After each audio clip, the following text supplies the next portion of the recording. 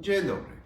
Today I want to talk about a book that is Ivanowski's Polish Sabre Fencing. Now I have had this on PDF for some time and I just realised that a hard copy like this is available, and if you're old school like me, you prefer reading off of paper rather than off of screens, and this is a book everyone interested in Polish fencing should probably look into getting a copy of. I cannot recommend this enough. However, we're going to discuss it briefly today, as I've mentioned many Ivanowski techniques and I'm always asked about the source material, and here it is available in a very nice little manual, and we're going to take a look inside now. This physical edition of Ivanowski's manual has a very straightforward cover. As you can see, it is plain blue, featuring a picture of the schematic diagram of Ivanowski's proposed sabre, as well as the title and a credit for the translator and editor. Now, this blue colour is pretty nice, however, red and white would have been more appropriate for obvious reasons, but that's hardly a critique considering that it is the contents of the book which really matters. As the old saying goes, you do not judge a book by its cover. So let's go to the table of contents. Now, as you can see, we have a dedication, acknowledgements, and editor's forward, pretty standard stuff. This is followed by the first half of the book, which is a printout and translation of Ivanowski's manual itself, divided into various sections. After that, the second half consists of appendices, the first two of which are interesting, as these are commentaries by contemporary counterparts of Ivanowski on his techniques.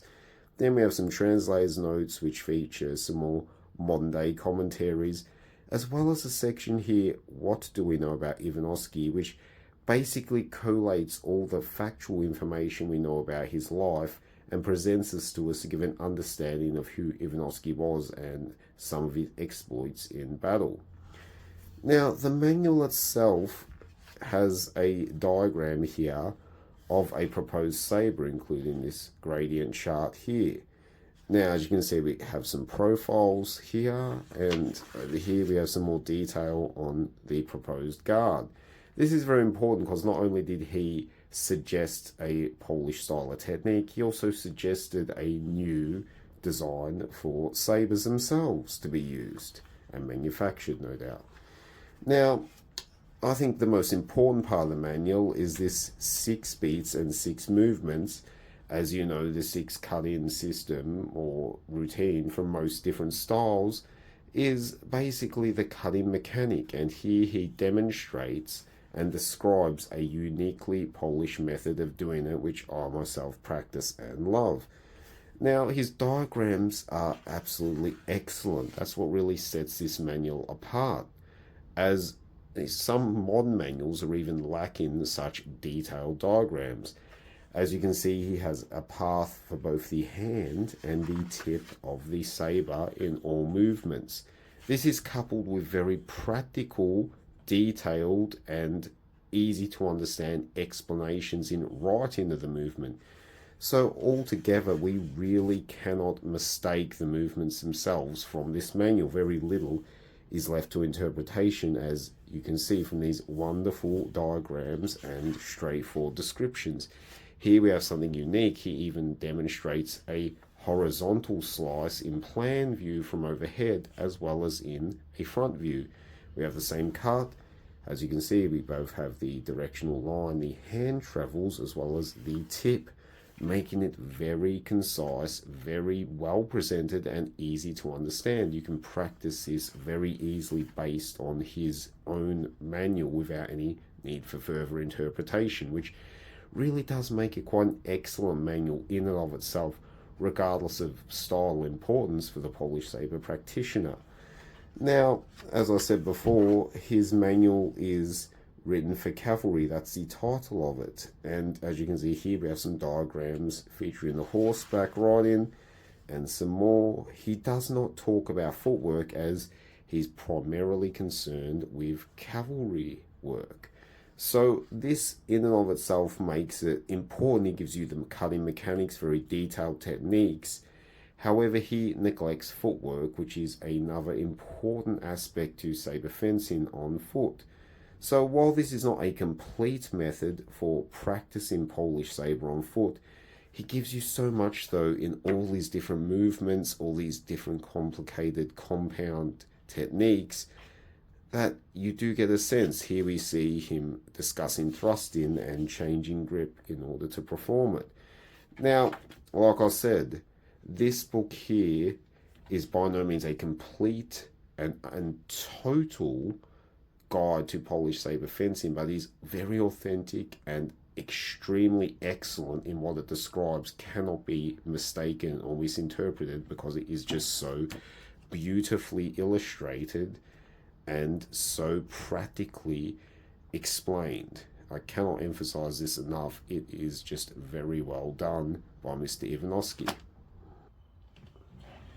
Now, while the content of this book is very practical and straightforward in and of itself, the importance for Polish sabre practitioners cannot be understated enough.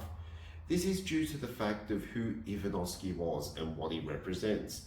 Now, keep in mind there are many HEMA practitioners out there who have made the assertion that a uniquely Polish style of sabre fencing never in fact existed historically. They claim it is all reconstructionist fraud. They make this claim primarily due to a lack of surviving manuals, or lack of any manuals whatsoever. That is why Ivanowski's manual is so important. So let's just take a moment to quickly discuss who exactly Ivanowski was. He was a Pole who had, obviously, he'd trained and inherited the Polish style. Now, even though he, due to the times he was lived in, served under the French in their forces, he fought in many battles and he applied his techniques and his knowledge.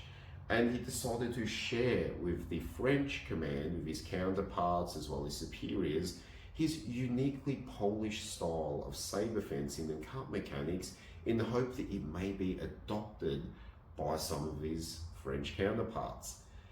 This was somewhat of a set up to lose activity due to the fact that the Polish style and many other styles, including the British for example, were far more cut-centric, while the French prefer to give point, as it is called, as in they like to stab rather than slice their opponents. So he was not really going to convince the French to adopt his style completely, but he tried. That is the origin of Ivanowski's manual. It is a detailing of his Polish-based style and a way to try and promote it amongst his French counterparts. While they did not pick up his manual and put it to good use, I would highly recommend you and I and anyone else interested in Polish sabre to listen to Ivanowski all these years later, apply his technique. It is available now from Amazon and probably other stores as well if you choose not to use them. It is, like I said, very well presented, very well done, and now you have an authentically Polish manual. Like I said, not in any ways complete, however, you can really get so much from this. Even just mastering his cutting mechanics will take you a lot closer to Polish sabre fencing. Therefore, I recommend this book wholeheartedly, and until next time, do widzenia.